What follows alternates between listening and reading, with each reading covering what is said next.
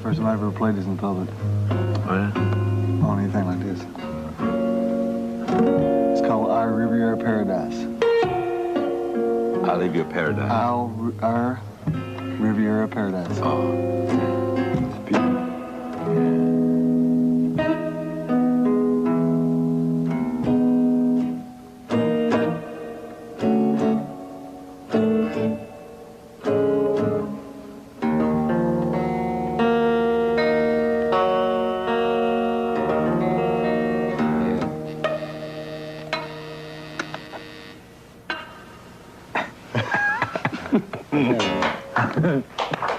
Thanks a lot. Let's talk about some of the bad times for just a quick minute. How long were you under the influence, and what exactly made you turn around? Well, it was over a period of about 25 years that in one form or another I was, drinking or using something. And it got to the point where finally I knew for quite a while that I had a problem with things like that, with drugs and alcohol. But it was also at the same. It was. I knew that I had a problem, but I couldn't stop, and I knew that I couldn't stop. 19 months. On the 13th. On the 13th of May, that you haven't touched any drugs or drink. That's right. That's amazing. That's real good. Now, what is the straw that broke the camel's back? That. Well, I collapsed in London. I actually collapsed in Germany first, and then it kind of continued on into London, where we had to cancel the tour about 2 years ago. Yeah. 2 years ago in September, and there was no way but up to go. It was either that or die, and there's just too much to do, too much to live for. There's been a major blow to the rock music world. A deadly helicopter crash early this morning in Wisconsin. 5 people have been killed, including rock guitarist Stevie Ray Vaughan and other members of rock star Eric Clapton's band. Clapton, however, was not aboard the helicopter. It was heading to Midway Airport in Chicago following a concert late last night.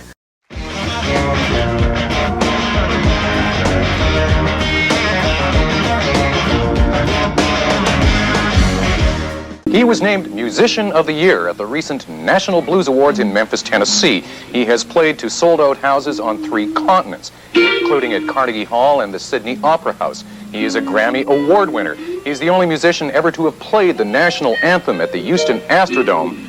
And for his charity work, he's been made an honorary admiral in the Texas Navy. And yet once, Stevie Ray Vaughan was just another kid at home driving his parents crazy, playing the guitar all the time. And we're here today to talk to Stevie Ray Vaughan about how you go from being a kid at home driving your parents crazy to being one of the most respected musicians in the world. True or false? Did your parents say, put down that guitar and do your homework? No, they said, baby, turn it down sometimes, When did you fall in love with the guitar? Immediately. When did you first hear it? Did you hear the Beatles on the radio when you were a kid or something like that? I listened to a lot of the radio broadcasts out of Chicago and Nashville that were record marts, and they would have a lot of different types of music. It would be gospel, blues. Is it lying in your bed at night, Stevie, with the little transistor radio? You got it. Every musician has. It's not true. Hey, it's true though. It's true. It's something to do. When did you first lay your hands on the guitar, and could you do anything with it right away? Nobody can do something with it right away, I don't think. Besides maybe my brother. He didn't seem to have learned. He just seemed to start playing. I was about 7, I guess, when I first started picking up his guitars that he was saying to leave alone. He was doing it on purpose. And it hurts your fingers the first time you pick it up, right? Sometimes. Yeah, the Texas Playboys used to come over and play 42 with my parents. That's where Jimmy and I got our first influences. There was some pretty wild 42 parties. I mean, people. I was very young. I remember being asked to come out, and my brother and I come out and play for these people. And we were trying to figure something out. We didn't really know what to do yet. We'd come out and do the best we could. That's where a lot of what we do came from. A guy named Robert Louis Stevenson, if you remember him, from Jacksboro Highway. He and Ray Sharp, Razor Blades. A lot of these bands, they were early influences. Robert Louis Stevenson showed me me and Jimmy, as far as I know, showed us our first boom, boom, boom, bop, bop, rock and roll licks. I'll never forget Jimmy sitting down on Robert Louis Stevenson's drums at his house and learning his first drum things. Amazing. There's been, it goes way back. I was about 7 or so. 6, 7, maybe 8. The first picture of Jimmy and I playing was in '62. March the 3rd, '62. Early 60s. I was going to clubs way earlier than I was supposed to be. I guess I was starting to go to clubs about 12, 13, something like that.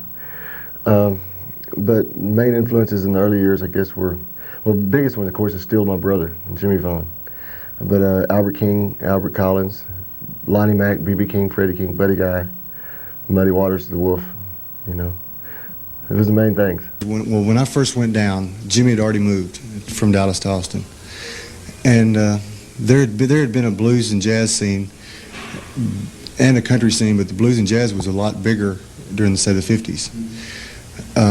Or as far as I know anyway. The B.B. King, Freddie King, Albert Collins, Albert King, all these people coming through all the time. And there were a lot of local musicians that were really good, that were doing backup bands. And a lot of times the musician would just come in by himself and have this hot band from there, or pick and choose from several, which is what basically Antone's does now. Right. Okay. That's kind of a legendary blues club there, isn't it? But when I moved down there in '72, like I said, Jimmy was already there and the scene was already happening. And it was basically a deal where there were some bands that, as this whole scene started getting really cooking, there was some bands that had already kind of settled into their form. But as a rule, most of the bands would change members there was like a cycle of a 3-month cycle, there was a 6-month cycle, and a 9-month cycle. And everybody would just change musicians. If it got stagnant, the first sign of that, everybody would just kind of all break up and they would all start just reforming until they finally got to where there was several more bands that had decided that's who they wanted to play with. Like the Thunderbirds have been together now for about 15 years, and Double Trouble for, God,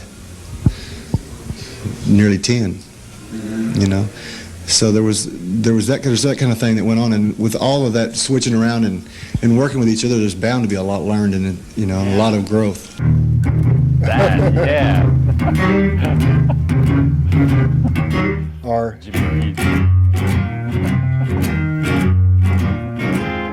I'm still partial to that kind of stuff, too,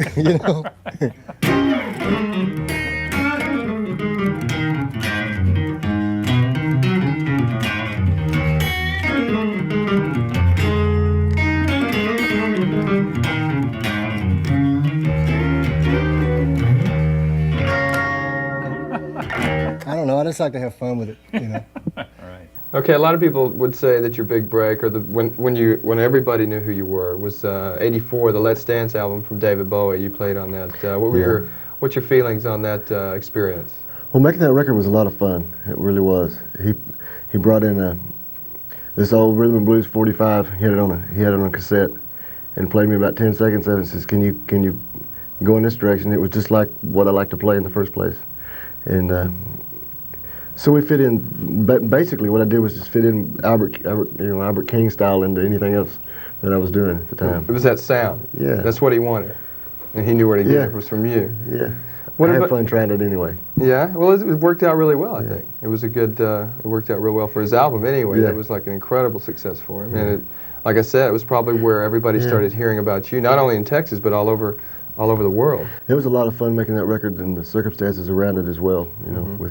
With Bob Clearmountain, working with him was an experience, and so was the record plant.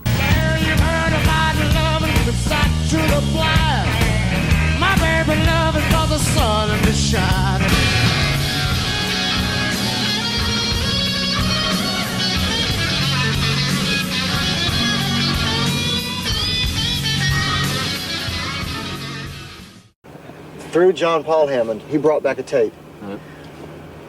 that he gave to his father, John Hammond, the man with the golden ears, as they say. And they forgot to mention his heart, you know. And he went to bat for us without a record deal. We went. He was waiting on the record. We went in with Jackson Browne, who we met the next night at the festival. We played in the bar under the casino where the main show is. And Jackson Browne and his band came down after their show and ended up sitting in the floor right in front of the stage. All of them lined up, and we played a ridiculous amount of time. We were like having fun. We played from I think 1:30 in the morning till 8 in the morning. And every jam you can imagine went on. And Jackson just said, look, when y'all come back, if you want to make a record, come to my studio. You can have it free tape, free everything. It ended up where we recorded our first album on his safety tapes for Lawyers in Love. And we didn't know that, but he went, yeah, here's the tape. Who cares? We got it, you know. And in 2 days, we had all the tracks.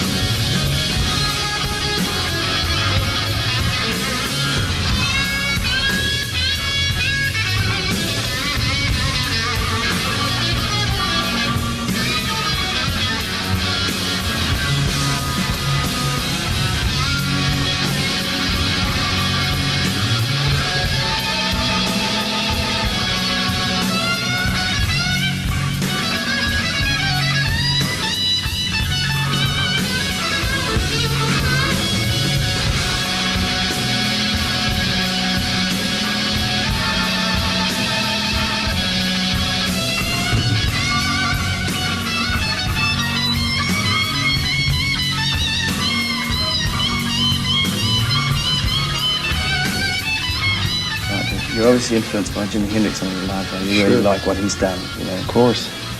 I hope everybody is. Yeah. What about things like Voodoo Child? How did you manage to do that one when Hendrix played it upside down and left-handed? You just sort of... Oh, his strings were right side up. Yeah. He could play all four ways, right side up, upside down, left or right-handed, didn't matter to him. How important it is to you that the bluesmen that you've learnt from get some credit for their work, which has been... There's a lot of injustice, would you not agree? It's very important. Yeah. God, it's one of the most important things to make sure that those people get, especially the ones that are still living, because they're still working their butts off to to get somewhere, and a lot of them have a hard time even getting a gig, even getting a job to play. And that's a shame.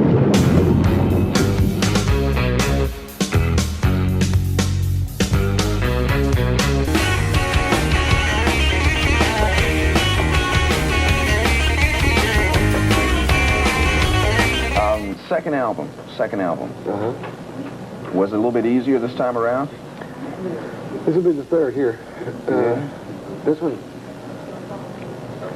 one will be quite a bit stronger, I believe. Well, the one coming up now, the one that you're working on currently. Yeah. But I mean, the first two albums went pretty quickly, right? I mean, yeah, the first one we took 2 days. Second one we took about 2.5 weeks. Yeah. This one we're gonna go ahead and go for a whole month. Yeah.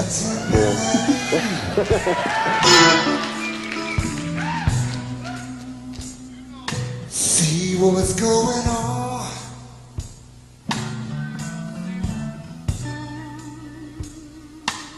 Things was too hot down there.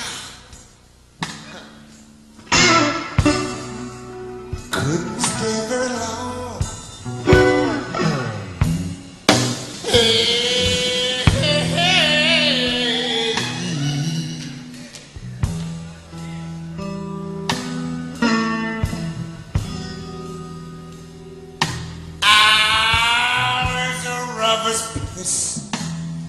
I've ever been.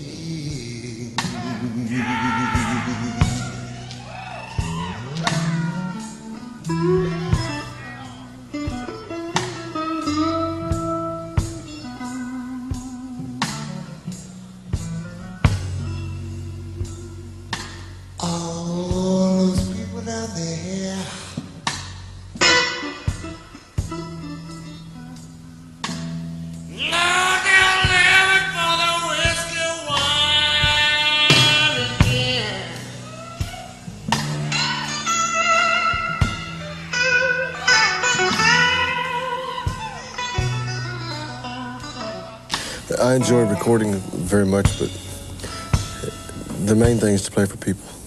Right. I like to get it on when I do. Now that you've become successful in your own right, or your own field, are you ever tempted to write a hit song and go for a big market like Dire Straits have done? Well, actually, just to be honest, I'm more interested in the music than I am in the money.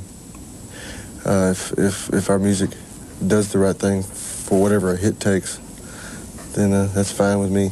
Can't rearrange it. Time is all that we got. Baby, let's take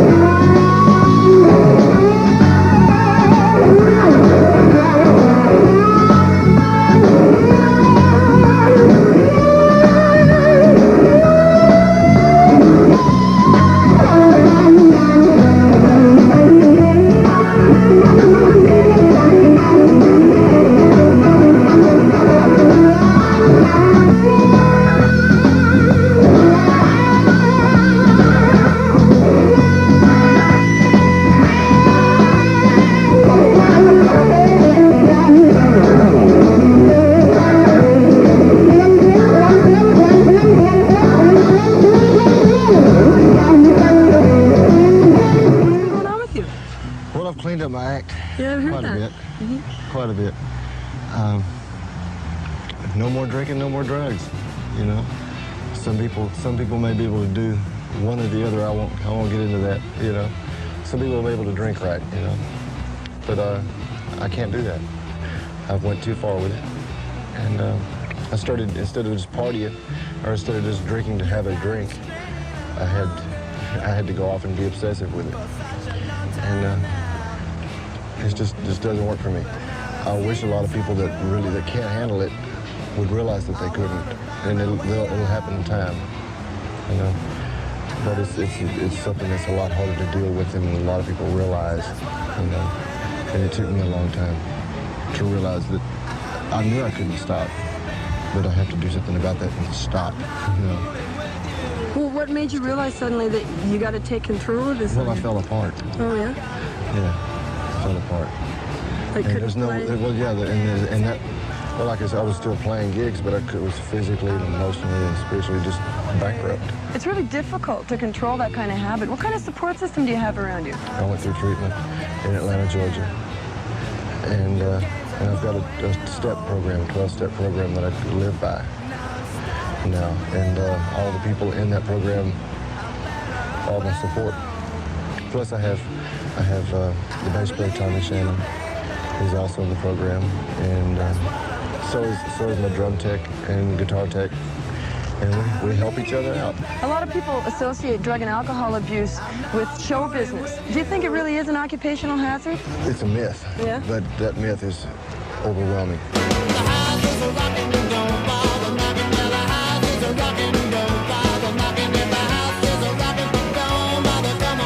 2.5 years, #1 album track in the country, a sold-out show here tonight. How does that feel after a 2.5-year layoff to put a project together and to have it just kind of click in? Well, it wasn't really a layoff. We've just been on the road. And of course it feels great. And all factors feel great. Let me do something here. Miles, baby! Hello.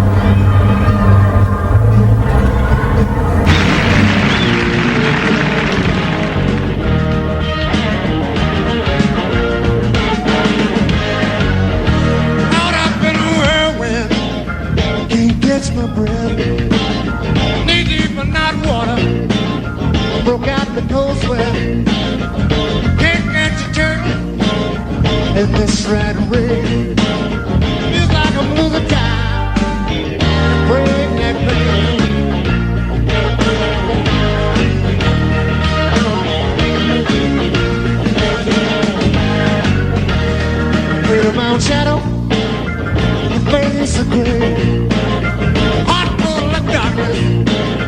spotlight on my face. There was stuff all around me, but I was looking for revenge. Thank God it never found me. This would have been it. I was walking the tightrope, stepping on my friends. Walking the tightrope, it was a shame to sin. Walking the tightrope, between wrong and right. Walking the tightrope, both day and night.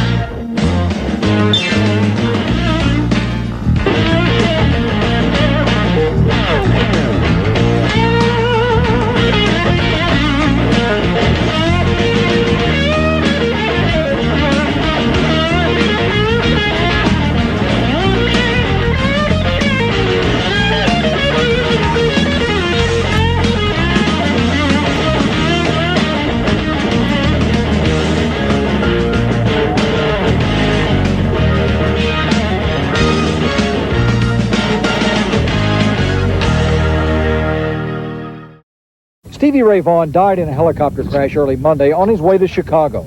He performed in Wisconsin Sunday night with Eric Clapton, Robert Cray, and brother Jimmy Vaughan. Stevie Ray Vaughan was well on his way to becoming a musical legend, especially since fighting a winning battle with alcohol and drug addiction. Something that I know that, you see, I'm here on borrowed time these days, you know. I got a second chance on something and I'm gonna try to do my best with it, you understand? Rock stars Stevie Wonder, ZZ Top, Bonnie Raitt, and Dr. John attended private memorial services. Then at the family's request, Stevie Ray Vaughan's fans and friends got a chance to attend graveside services to pay their last respects. Welcome to another installment in my Rock and Roll Casualties series. Today I'm going to be talking about blues rock guitar legend Stevie Ray Vaughan. Stevie Ray Vaughan, the case can be made. He was the greatest guitarist in all of rock and roll, greatest blues guitarist in all of rock and roll. Now you can say Jimi Hendrix, Jimmy Page, Jeff Beck, Eric Clapton, plenty of other gunslingers that you can say were the greatest or are the greatest in rock and roll. But for me, my pick is always going to be Stevie Ray Vaughan. And I didn't get into Stevie Ray Vaughan during his lifetime. Full disclosure, I was not a huge Stevie Ray Vaughan fan while he was alive and making music. It was actually a friend of mine in the early 90s. He was listening to Stevie Ray Vaughan all the time. He loved the blues, and he had Stevie Ray Vaughan playing anytime we were in the car. And so I gradually came to love and appreciate Stevie Ray and his music. Now, he was kind of the gateway for me to start exploring other blues artists. And yeah, I was familiar with Rolling Stones, early catalog, and the Led Zeppelin and Yardbirds, etc., etc. But I really didn't start getting into the blues. Some of the older artists like Muddy Waters and Howlin' Wolf and Lightnin' Hopkins, all those artists, until I started listening to more of Stevie Ray Vaughan. And I don't know, maybe it was just the particular time in my life where I was more receptive to music outside of the standard new wave rock and roll music that I tended to listen to. But nonetheless, it isn't about me. This video is not about me. It's about Stevie Ray Vaughan. But what an incredible guitarist he was, and what a tragic story. Stevie had been, since his youngest, as young as 6 years old, he was stealing drinks from his dad's liquor cabinet.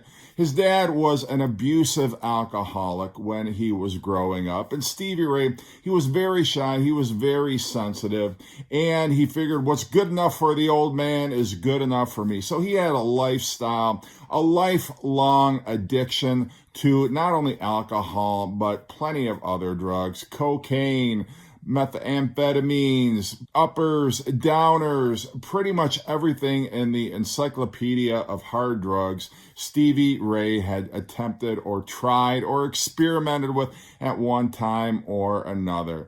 And he finally got clean in the fall of 1986, and he had been clean and sober up until the very tragic helicopter crash that took his life in August of 1990. And it always, anytime an artist like this dies tragically young, the question it begs is, how much more music could he have made?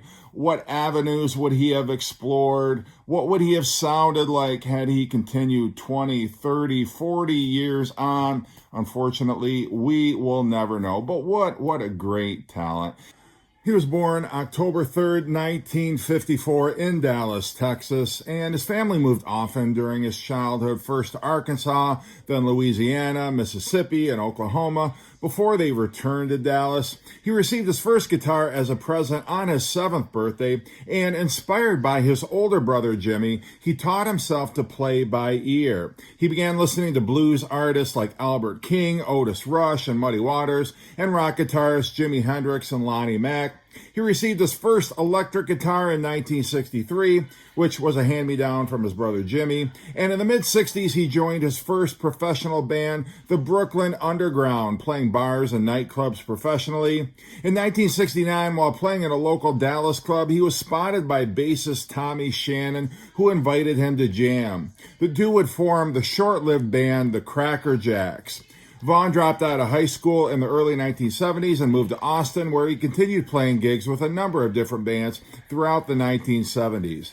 He finally put together the nucleus of the Double Trouble Band in the early 80s, and they played the Montreux Jazz Festival, where David Bowie caught them and was impressed enough to offer Stevie Ray the lead guitar duties on his album Let's Dance. So the lead guitar that you hear on the title track and China Girl, that is Stevie Ray. He was able to parlay that appearance as well as his reputation from all the gigs he had played at nightclubs and other bars, etc. in the Austin, Texas area. Parlayed it into a record contract thanks to the famous John Hammond, who was a record producer at Columbia Records. He had discovered, among other artists, Bob Dylan, Billie Holiday, Robert Johnson, and he recorded his first album at Jackson Browne's studios in LA, Texas Flood, in 1983. The following year, 1984, he released Couldn't Stand the Weather. In 1985, Soul to Soul. After collapsing in Germany during his tour to support the Soul to Soul album, he finally went to rehab, cleaned himself up, and in 1989 released the In Step album, which would be his biggest selling album to date. It really seemed upon that album's release that Stevie had a new lease on life. He had proven to himself that he could record, write, and play just as brilliantly as he had when he was not sober. And it seemed like the future was so bright ahead, which makes the tragedy that happened on Monday, August 27th, 1990, all the more heart-wrenching. So following an all-star encore jam session at the Alpine Valley Music Theater in East Troy, Wisconsin, Stevie Ray and 3 members of Eric Clapton's entourage left for Midway International Airport in Chicago in a Bell 206B helicopter, which was the most common way for acts to enter and exit the venue. Shortly after takeoff, flying in poor visibility, the helicopter crashed into a nearby ski hill, killing everyone on board instantly. And it was definitely one of those situations like, why Stevie Ray Vaughan? Stevie Ray seemed like such a nice guy, such a genuinely humble musician. And I think his legacy will always be that he helped revitalize the blues.